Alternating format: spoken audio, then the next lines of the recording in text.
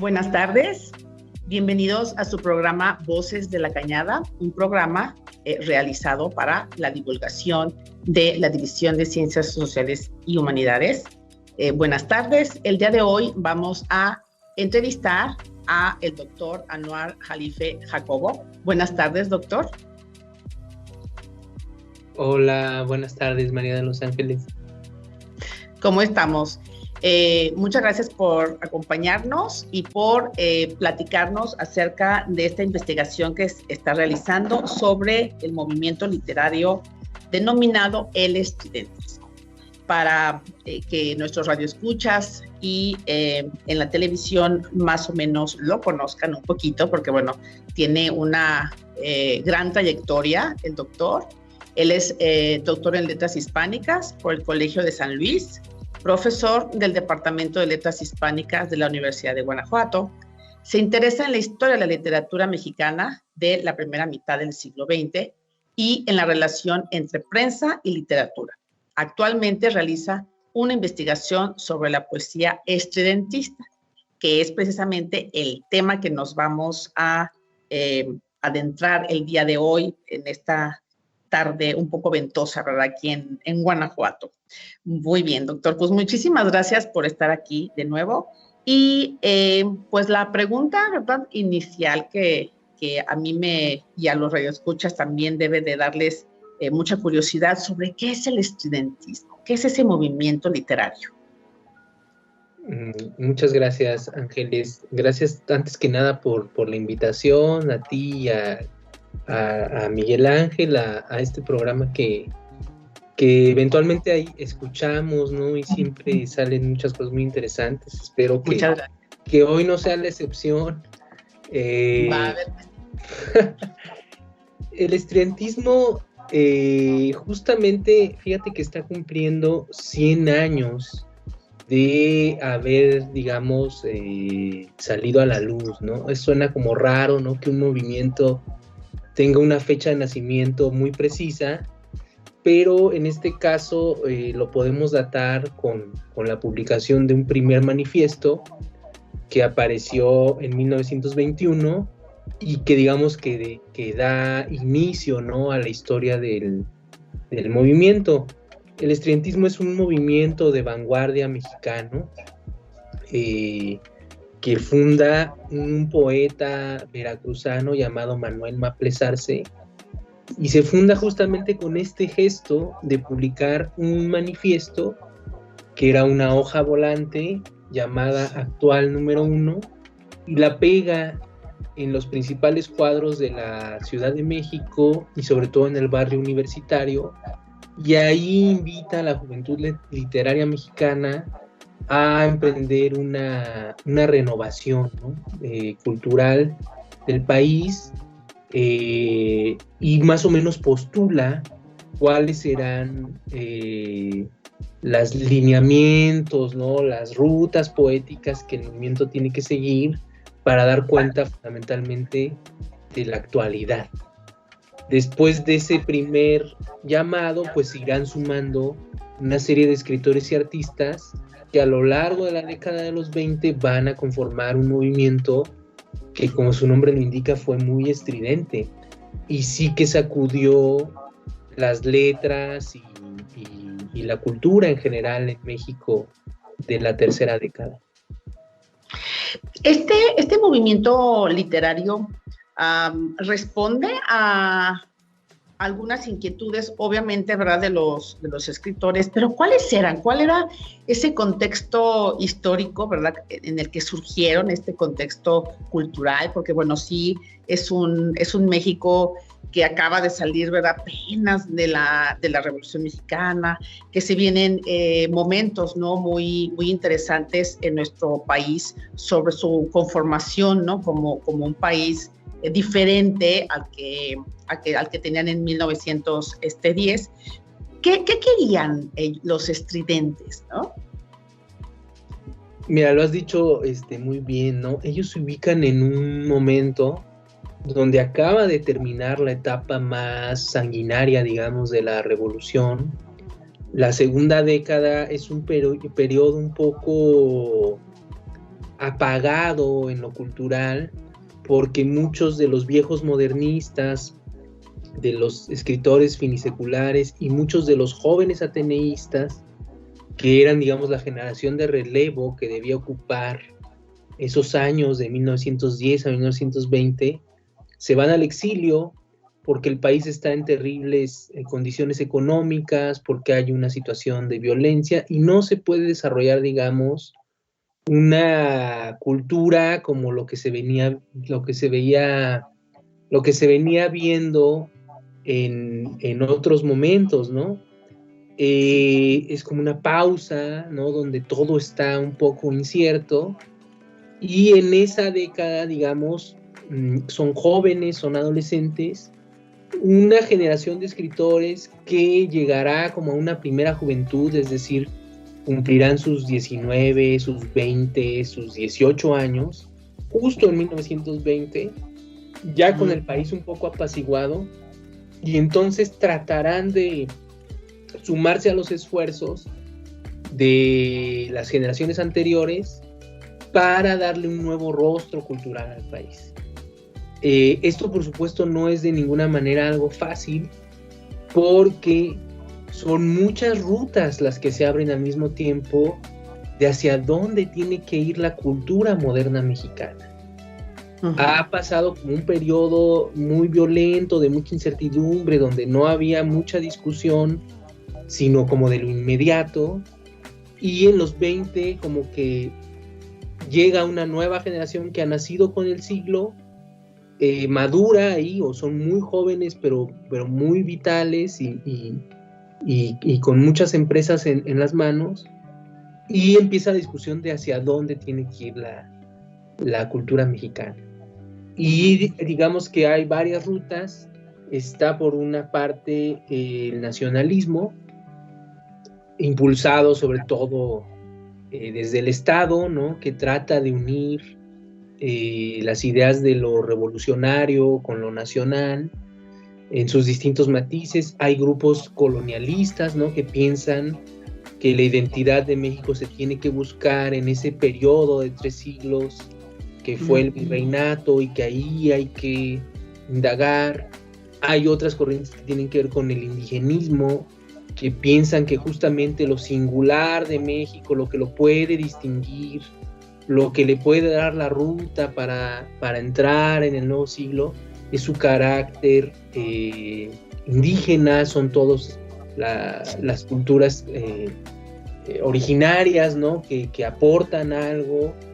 Y por otra parte está en las antípodas quienes creen que hay que voltear los ojos hacia Europa, hacia Estados Unidos, que hay que participar como de esa modernidad occidental, que son básicamente el grupo de contemporáneos: Javier Villaurrutia, Salvador Novo, Jaime Torres Bodet, Bernardo Ortiz de Montellanos, José Gorostiza.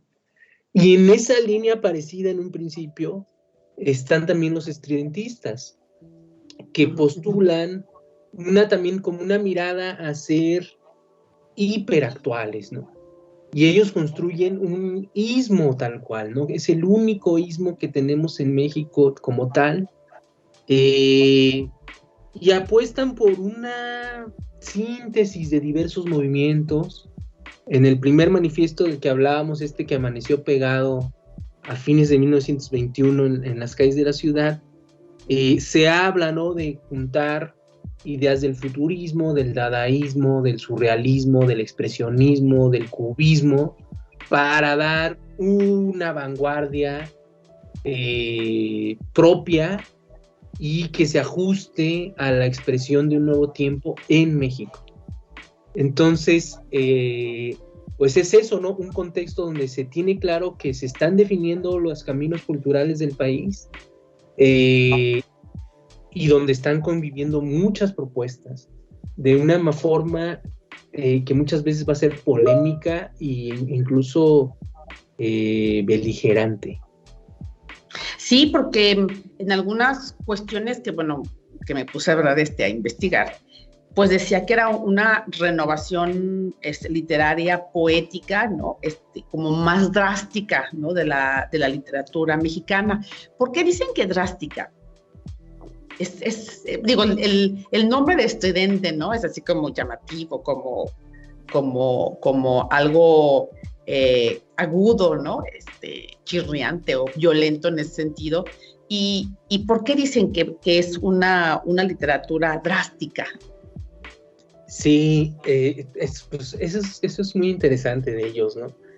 En esta gama como de propuestas, ¿no? que hay para hacer una cultura mexicana moderna, digamos que ellos están en uno de los extremos, ¿no? Que es el extremo vanguardista de hacer tabula rasa, es decir, asumir esta actitud que tienen las vanguardias en general, que piensan que todo lo que se ha hecho antes no sirve para el presente, que todo lo que se ha hecho está envejecido, son como movimientos que tienen una conciencia muy clara de su modernidad, ¿no? Y que manifiestan por lo general una cierta fascinación, aunque a veces es trágica, por lo nuevo. Digamos, lo nuevo entra ahí como un concepto como un valor por sí mismo. Y en la medida que la novedad es un valor, pues todo lo que no sea nuevo se vuelve una suerte de antivalor, ¿no?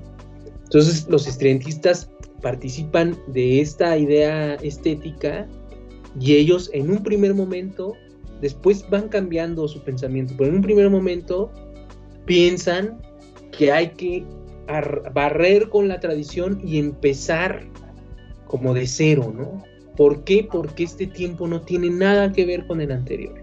Es un tiempo de máquinas, es un tiempo de las novedades, ¿no? De lo que los maravilla, de la energía eléctrica, del tranvía, del vapor, del tren, de los aviones, en consonancia con ese nuevo México, ahí se cruza, ¿no? Y entonces, claro, ellos piensan que lo que hay que hacer es una poética para el nuevo siglo. Dice Maples Arce, hay que cantar a la belleza del nuevo siglo, la belleza actualista de las máquinas.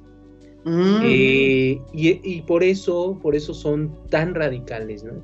Son muy beligerantes, muy en espíritu de vanguardia, muy beligerantes, muy radicales y muy abocados al presente.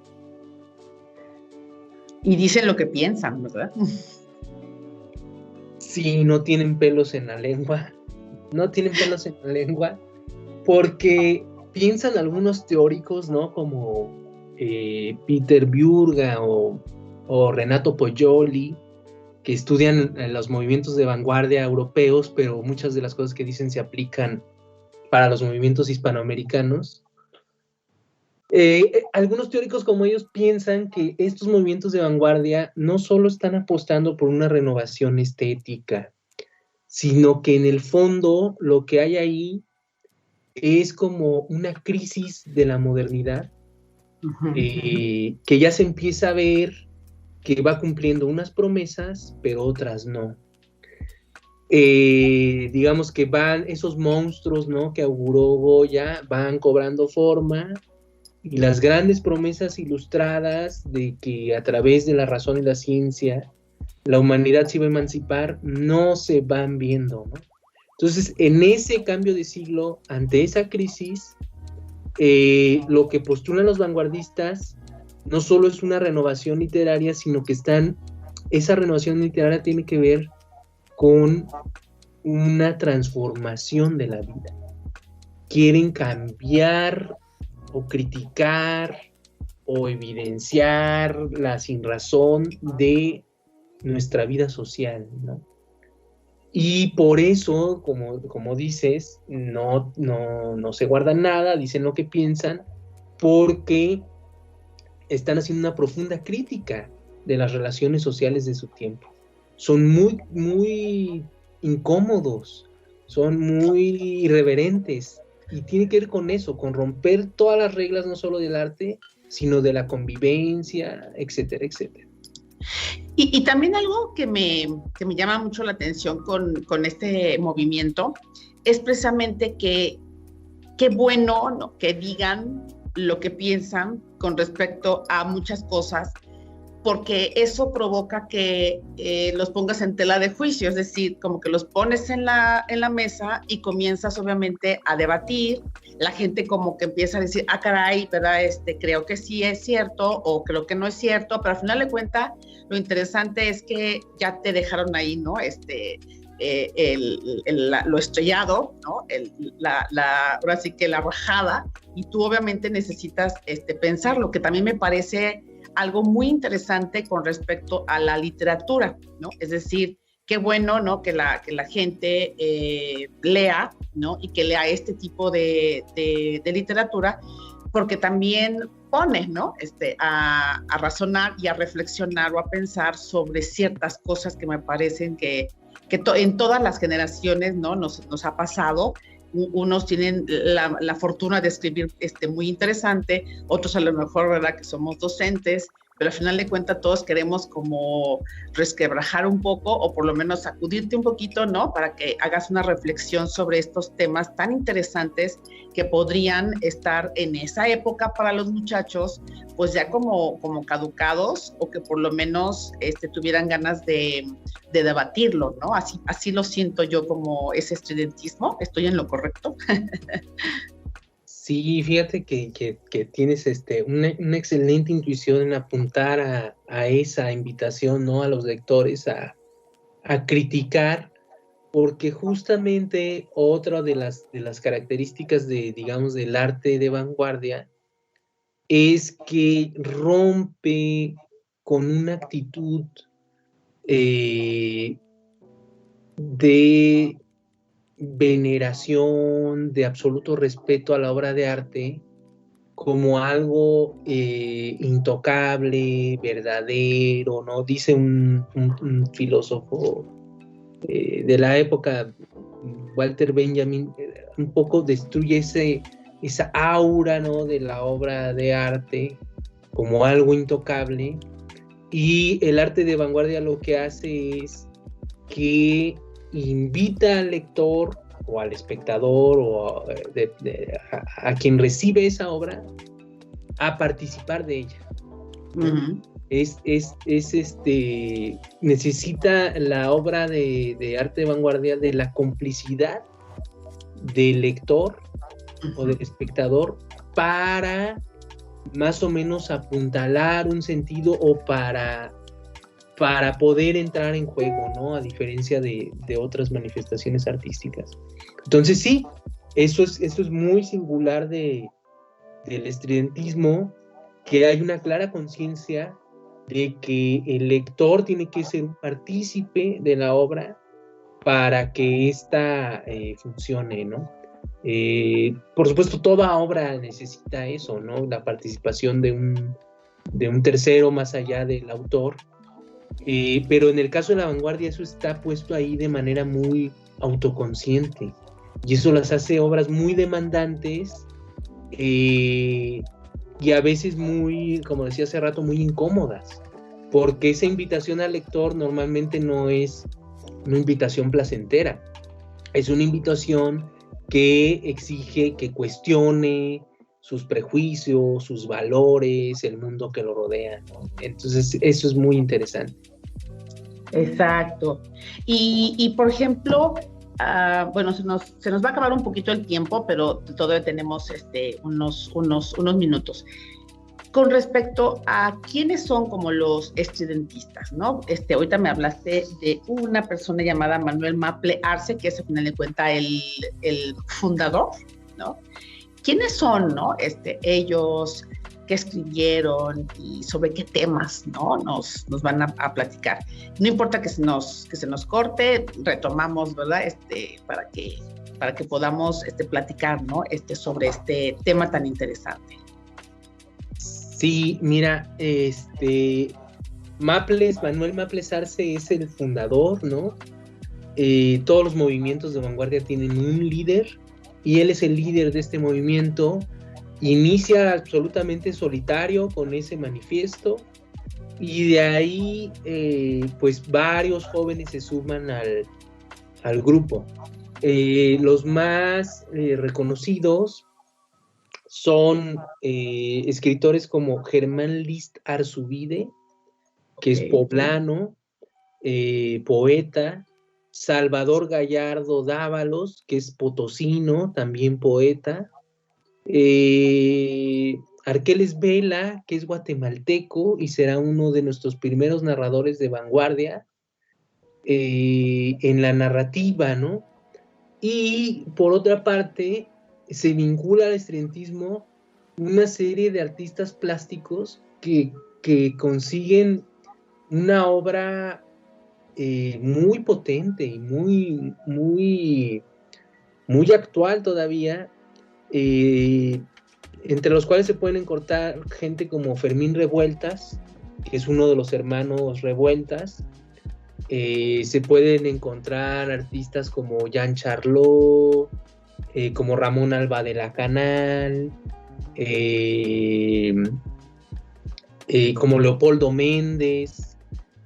Se vinculan otros artistas que no forzosamente son estudiantistas, pero que participan, ¿no?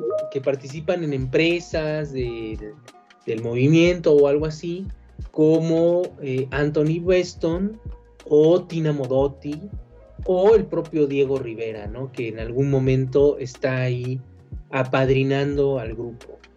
Entonces tiene esa Silvestre Revueltas en la música, tiene ahí también acercamientos, ¿no?, con el estudiantismo. Entonces es un grupo pues fundamentalmente de escritores y pintores, cuyos temas son pues eso, ¿no? La vida moderna con sus contradicciones, muy puesto el acento en lo maquinal, en lo fabril, en lo tecnológico, pero por otra parte también con un signo social que cada vez va decantándose más hacia el compromiso.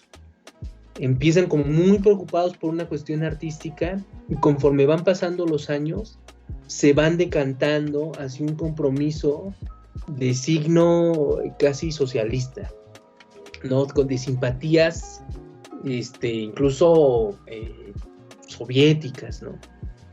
Uno de los grandes poemas, tal vez ahorita hablemos ya de la producción concreta, pero uno de los grandes poemas del estudiantismo se llama justamente Superpoema Bolchevique en 5 cantos, y es el poema de una marcha obrera en la Ciudad de México hacia mediados de la década, ¿no?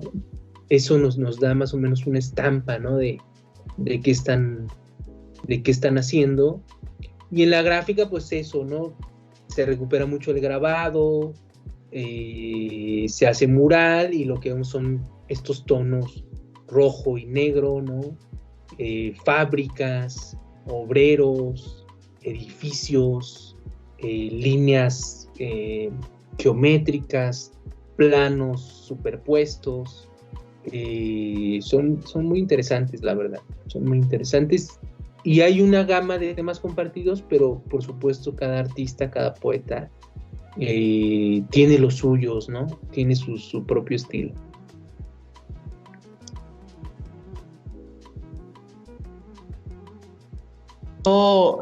Yo pensaba, perdón mi ignorancia, es que entonces también el estudiantismo se da en otras artes, ¿no? Sí, se da en otras artes. Digamos, lo fundamental es la poesía y la narrativa, pero por supuesto que sí hay una parte gráfica muy fuerte, y llega a haber incluso teatro. Llega a haber teatro con títeres, que era un poco una idea de traer el teatro vanguardista soviético a México. Llega a haber cosas parecidas a lo que hoy diríamos que es un performance. ¿Qué más llega a haber? Pues En música no hay como tal un músico estridentista, pero digamos que sí alcanzan a permear todo el ambiente cultural de la época, ¿no? Sí, cambios radicales, ¿no? Porque, como tú dices, hay que ponernos en el momento, ¿no? En el que ellos están trabajando, creando, postulando, ¿verdad? Y me parece que también es interesantísimo pues es que hasta cierto punto parece como obvio, ¿no? Es decir, acaba de pasar un gran proceso histórico y pues ellos lo que quieren, sobre todo como jóvenes que son en esa época, pues quieren obviamente cambios radicales, o sea, que valga la pena, ¿verdad? Todos los procesos, ¿verdad? Que se han venido dando y bueno, quieren aportar, pero también como que empujan, ¿no? Obligan en ese sentido al pensamiento y al cambio, ¿no? Sí, claro, digamos que al mismo tiempo que lo desean, que participan del espíritu de los tiempos, son un agente fundamental para que esa rueda cultural gire, ¿no? Nuestra historia cultural, nuestra modernidad literaria y artística, seguramente no sería la misma si ellos no hubieran participado de la forma en que la hicieron, ¿no? Tan polémica además. Eso avivó, hizo que las posiciones se tensaran, que las definiciones fueran más claras, y son unos actores fundamentales, ¿no? De esa década y para las generaciones que vienen. Y bueno, la gente que nos está escuchando ha de decir, bueno, ¿y de qué hablaban? A ver, muéstrenos un poquito, ¿verdad? Acerca de estos cambios, este pensamiento estridente, ¿verdad? Que ellos empezaron a escribir y a postular. Y no sé, ¿hay temas específicos o realmente hubo de todo para todos? Sí, hay una serie de temáticas que son muy particulares. Quizás la temática del estudiantismo es la ciudad moderna, que por fin aparece en el horizonte de la literatura mexicana, ciencia que no existía antes.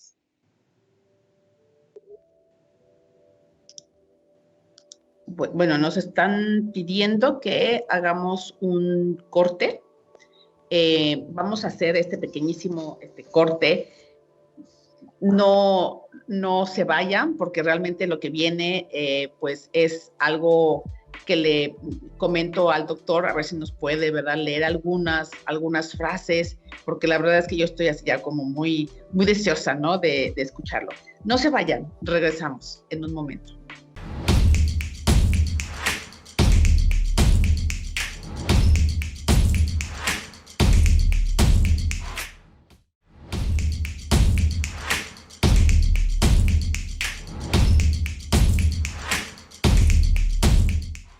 Buenas tardes, pues regresamos a Voces de la Cañada. Estamos platicando con el doctor Anwar Jalife Jacobo sobre el movimiento estudiantista y nos quedamos en que íbamos a platicar un poquito acerca de sus voces, ¿no? De los estudiantistas. ¿De qué hablaban que son tan estridentes? Doctor, muchas gracias. Sí, gracias, Ángeles. Te decía antes del corte que quizás el tema donde se puede sintetizar todo, o el espacio, mejor dicho, donde se conjuran todos los motivos estridentistas, es la ciudad. La ciudad va cobrando carta de naturaleza literaria en México, pues desde el siglo XIX, sobre todo con novelistas, ¿no?, como Lizardi,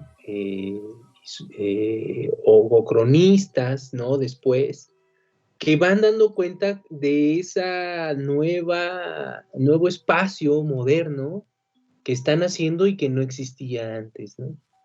Y digamos que es hasta la llegada del estudiantismo que la ciudad se presenta ya no como un paisaje o como un personaje, sino se presenta como un espacio, como un territorio poético, donde desde el cual es posible transformar la literatura y transformar la vida.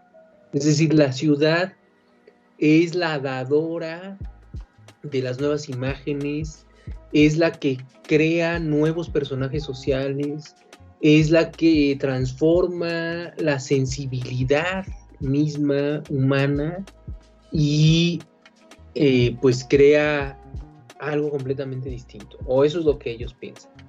Entonces ahí lo que tenemos, decíamos antes, era pues esto, ¿no? Son poemas poblados de tranvías, de aviones, de automóviles, de claxons, de cables telefónicos, de cables telegráficos, etcétera, etcétera. Es también una ciudad donde hay teatros, hay bares, hay cabarets. Es la ciudad, también una nueva ciudad que ha inventado la luz eléctrica, que es la ciudad nocturna, ¿no? De las bandas de jazz, del baile, de los trasnochadores. Y un poco todo eso es lo que cantan ellos. Un poco eso es lo que cantan.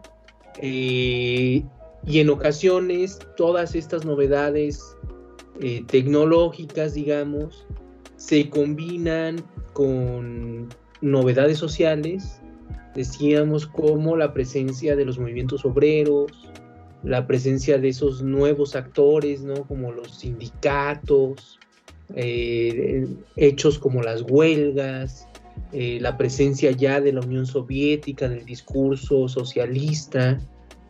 También eso tiene lugar en el arte y la poesía estridentista.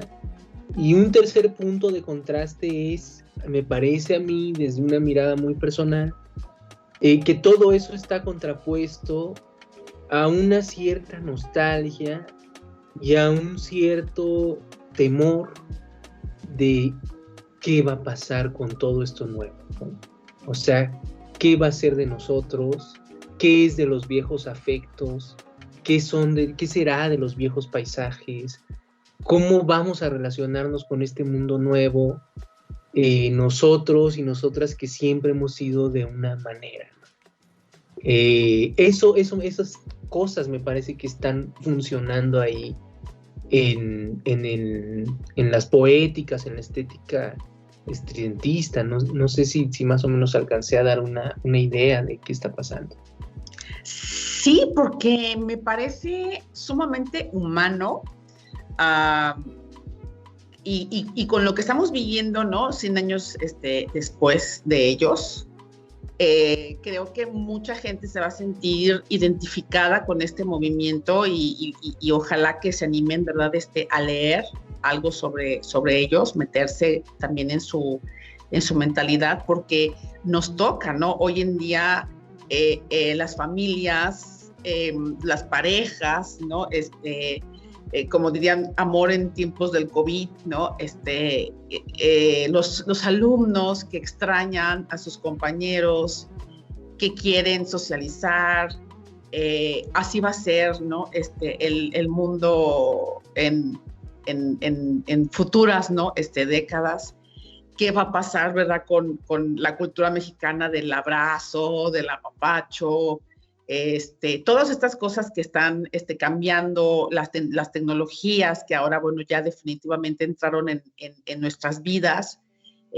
Unos nos resistíamos, ¿verdad?, a los teléfonos, que al final de cuentas también es como lo que ellos decían, ¿no? La parte de la tecnología, ahora los cables, no de teléfonos, pero sí los megacables o los cables de internet. Qué impresión, ¿no? Porque al final de cuentas son 100 años después, pero creo que hoy nos preguntamos algo sobre eso y creo que podemos entender a los estudiantistas, pero fehacientemente, ¿no? O sea, maravillosamente. ¿Cómo ves esto? ¿Estoy equivocada o más o menos por ahí? No, yo creo que apuntas bien, ¿no?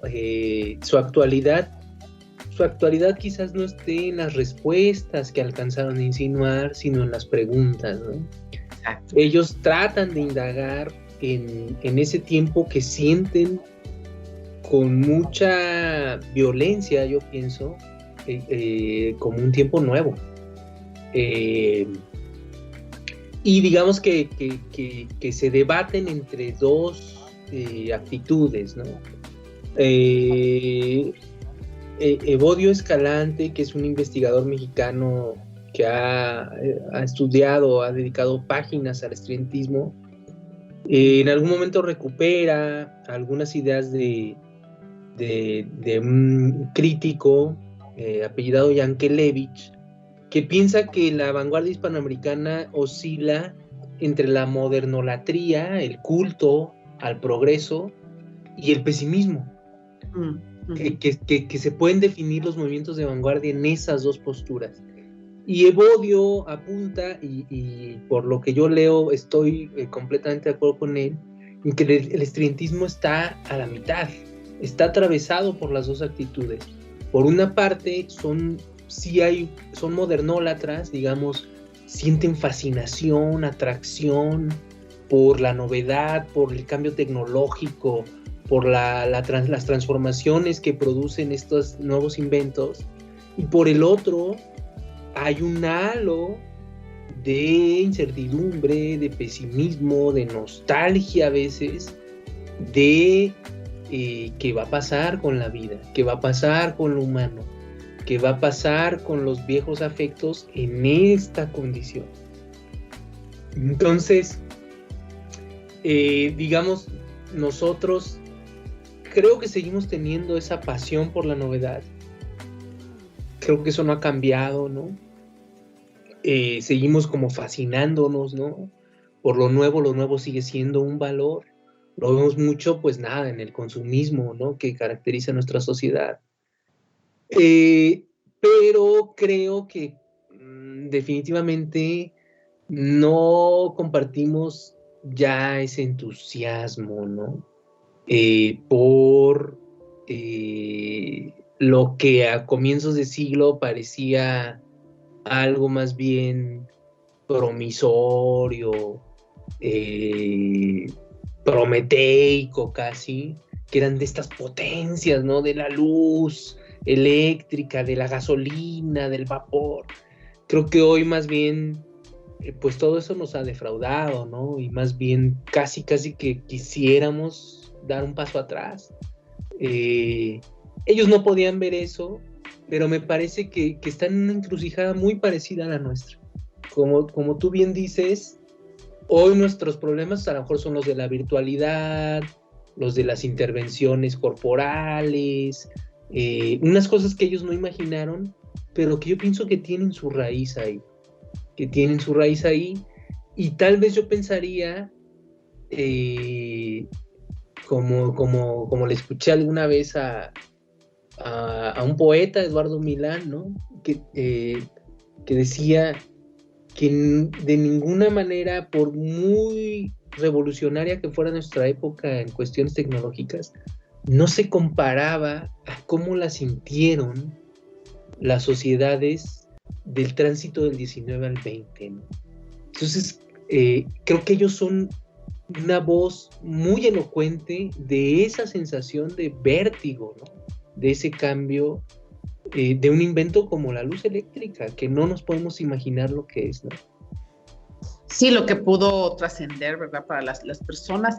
Doctor, ¿y usted está trabajando sobre ellos? ¿Sobre sobre Maple o sobre algo relacionado con otros autores? Fíjate, Ángeles, que no toda, muchos años los he tenido como de fondo, ¿no? Porque yo estudio a sus rivales, que son el llamado grupo de contemporáneos, y siempre han sido como unos interlocutores que han estado ahí tras bambalinas. Siempre me han gustado, ¿no? Pero nunca me había acercado bien a ellos.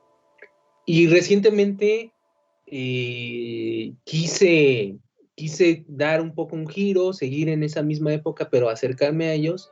Y sí, estoy trabajando ahorita algo muy interesante. Bueno, no sé si es muy interesante, pero es muy interesante el autor, que es un poemario de Salvador Gallardo que se llama El Pentagrama Eléctrico. Tuve la fortuna de estar en un curso con uno de sus nietos, que es un filósofo, un escritor en la UNAM, y ahí en ese curso reconecté muchas cosas, ¿no?, con el estridentismo, y actualmente estoy pues trabajando al grupo y particularmente a este poeta Salvador Gallardo y ese poemario El Pentagrama Eléctrico, ¿no?, de título muy estridentista. Pues a ver si nos pudiera leer algo sobre ellos. ¿Cómo ve? Para conocer yo creo que podríamos leer un poema de Salvador, ¿no? Que son de los que no es muy conocido. Maples Arce, digamos, se lleva todos los reflectores, pero tal vez podamos dar una idea. Y aprovecho para hacer comerciales, ¿no? Y que tenemos una mesa en la Feria del Libro de la universidad, donde estarán un par de investigadoras, especialistas en el estridentismo, ahí en el programa lo verán, justo en homenaje a los 100 años. Bueno, pues tal vez leo un poco.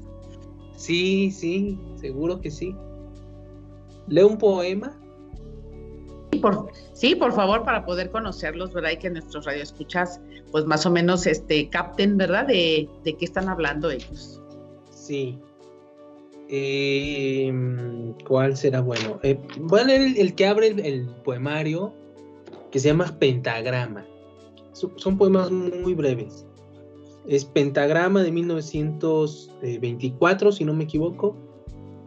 Dice: el álbum de las calles se enrolla en los motores, con fugas de los postes que escriben sinfonías.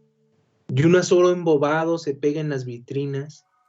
Los autos pederastas desfloran el crepúsculo, y las marcas comerciales prenden sus constelaciones.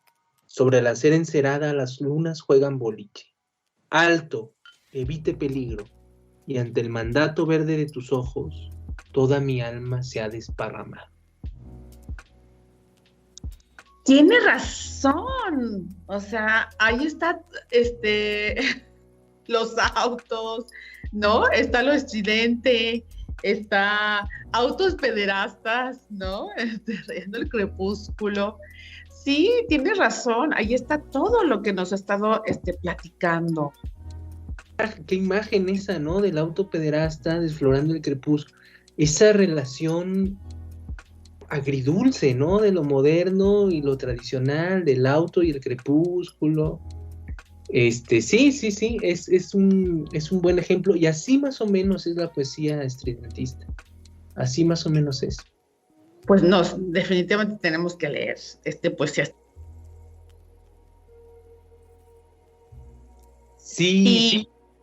Y su investigación versa sobre un poema, porque bueno, también en el programa nos gusta mucho que la gente sepa cómo un investigador investiga, ¿no? También tratamos como de hacer un poco de invitación a los jovencitos que a veces nos están escuchando para decir, es que a ti te gusta cantar, a ti te gusta hacer letra, a ti te gusta hacer canciones, bueno, pues necesitas también leer, ¿no? En este sentido.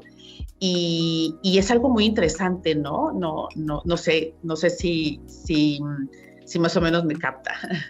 Sí, justo lo que estoy ahorita trabajando es este poemario, que incluye poemas como este que acabo de leer y otros parecidos.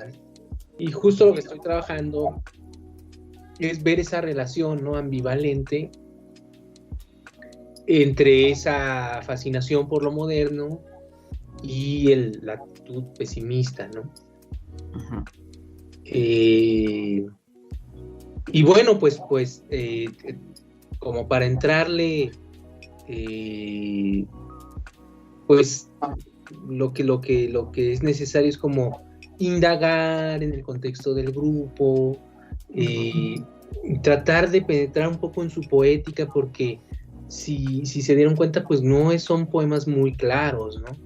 Tienen su oscuridad. Dichos así, no quedan muchas cosas más que ciertas imágenes, como bien tú captaste, ¿no? O sea, te quedó muy clara la imagen de ese auto,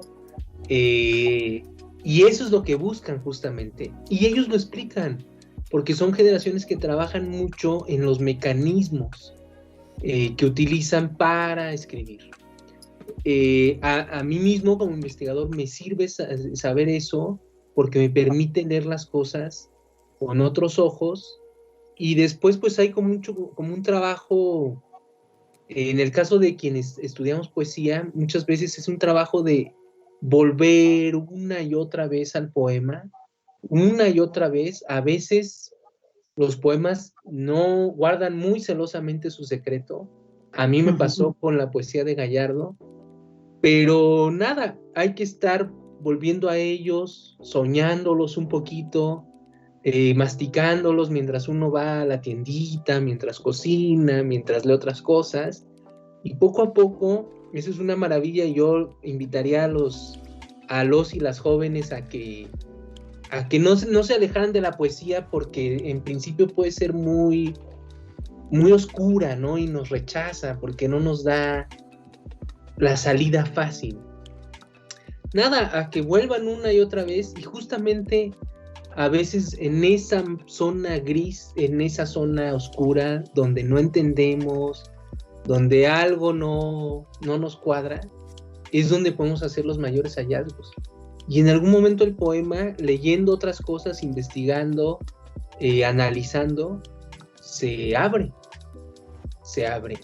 Y algo bonito de la poesía es que en ese abrirse siempre revela una parte, pero otra, Ángeles, siempre la va a dejar oscura.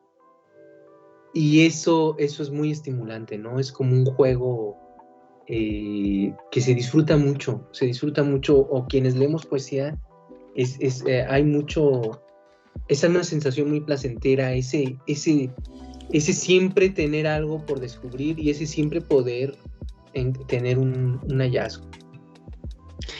Es que estás desentrañando, ¿verdad?, el pensamiento de una persona. Como les digo yo muchas veces a mis alumnos, estamos leyendo a una persona que no está aquí, ¿verdad?, que falleció hace muchas décadas a lo mejor, y que estamos descubriendo su pensamiento para ver si podemos conectarnos, ¿no?, con ellos. ¿Tú qué les dirías, por ejemplo, a los jóvenes cuando te dicen, y eso como que para qué? Porque es muy clásico, ¿no?, que uno está súper emocionada, ¿verdad?, o emocionados con un poema, con un relato, con una película, con una pintura, y siempre te dicen, ¿y eso como que para qué?, ¿no? Y hay veces en que requiero como que del apoyo, ¿verdad?, de otros, sobre todo filósofos, literatos y demás, que nos convenzan, ¿no?, de esta situación, y que aprovechando pues el micrófono, ¿qué les dirías, ¿no?, en ese aspecto? Ay, Ángeles, ahora sí que me pones en un problema, no sabría qué decirles. Sí, tú di, ¿por qué te gusta? ¿Por qué te gusta estar ahí, no? Sí, yo pienso que esto para qué es una pregunta muy difícil, creo que aplicado a cualquier cosa, ¿no? ¿Y esto para qué? Yo pensaría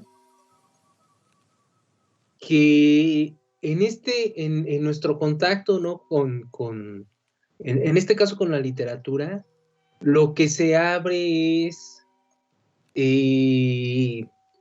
un espacio, yo pensaría en principio, para la curiosidad. Y creo que eso vale para cualquier tipo de investigación, no solo en humanidades. Cualquier tipo de investigación requiere de nuestra curiosidad, de nuestra creatividad, y ya dependiendo de qué caminos elijamos, pues también son espacios para la reflexión, para la crítica, para la autocrítica. No sé, yo, ¿para qué? Para nada realmente productivo, sino para productivo en un sentido de algo mercantil, de algo comercializable, de algo que vaya a enriquecer a alguien económicamente. Yo creo que el para qué es porque esta parte pues nos reconecta con lo que tenemos de humanos, ¿no? No podemos estar entregados nada más a explotar a la naturaleza, a explotar a los otros, a generar margen de ganancia. Hay otras cosas, ¿no? Que tienen que ver con nuestra interioridad, que tienen que ver con lo que nos hace humanos. Y bueno, poder leer simplemente es ya dedicar una parte de nuestra vida a ese espacio, ¿no? Que cada vez está más relegado, más soslayado, más vilipendiado. Y bueno, quienes tenemos la enorme fortuna de poder estudiar esto, pues además de hacerlo como en nuestro tiempo libre o por recreo, pues podemos hacerlo de manera profesional y dedicar una vida a tratar de hacer nuevos lectores y de acompañar a los otros en este camino. Pero no sé. No, sí, exactamente, ¿verdad? Lo que queríamos escuchar todos. Sí, es conocernos, conectarnos como seres humanos, porque verdaderamente llenarnos de cosas que sean valiosas, ¿no? No de sociedades, ¿verdad? O de banalidades, reencontrarnos a nosotros mismos, y creo que pues es una invitación que esperemos ver ahora con la Feria del Libro, pues que los muchachos, los jóvenes se acerquen, descubran cosas, de verdad no se van a arrepentir. Los libros son muy confiables, son buenos amigos, no te decepcionan, ninguno te decepciona, y pues ojalá, verdad, que puedan acudir, escuchar, leer lo que nos está ahora sí que pues descubriendo, ¿no? a nuestros ojos el doctor Anouar, y también léalo a él, porque sé que tienes cosas muy, muy interesantes. Tal vez en un siguiente programa podamos hablar ahora de lo que tú haces, ¿no? De lo que tú escribes, porque bueno, sé que has sacado premios. Y bueno, pues también eso lo dejamos abierto para cuando tú quieras y nos puedas platicar también esto, porque también conozco jovencitos, ¿verdad?, que también andan interesados en escribir. Yo dije, bueno, pues entonces hay que juntar, ¿verdad?, con los másters y poder trabajar también eso, que les den consejos. Eso me parece como un buen foro, y que lo podamos hacer aquí en el programa de radio. Se nos está acabando el tiempo, pero si quieres cerrarnos, algo que nos puedas que no hayas dicho, que nos hayas o que hayas dejado en el tintero, y con mucho gusto te escuchamos.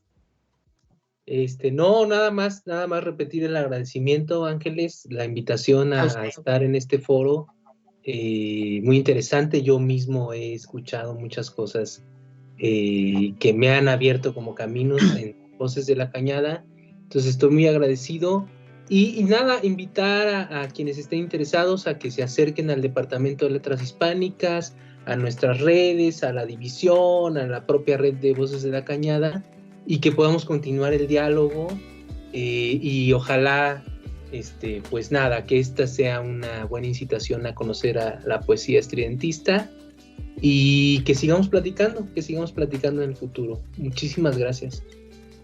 Muchas gracias a ti, doctor, Anouar, ¿verdad? Y ojalá que este programa, ¿verdad?, lo hecho precisamente con mucho cariño para conectar, ¿no?, a los científicos, a los investigadores de nuestra querida universidad, pues con la población, ¿verdad?, en general, que también está muy ávida, ¿no?, de escucharnos, de aprender. Yo sé que la gente que nos está escuchando al ratito va a empezar a buscar sobre estudiantismo y va a empezar a leer, y esa es la función del programa. Es un foro para ustedes, es decir, no necesitan invitación. Ustedes nos pueden decir, quiero ir, y aquí estamos para recibirlos. Le agradezco muchísimo, doctor, que haya estado aquí con nosotros. Gracias a ti y gracias al público que nos escuchó.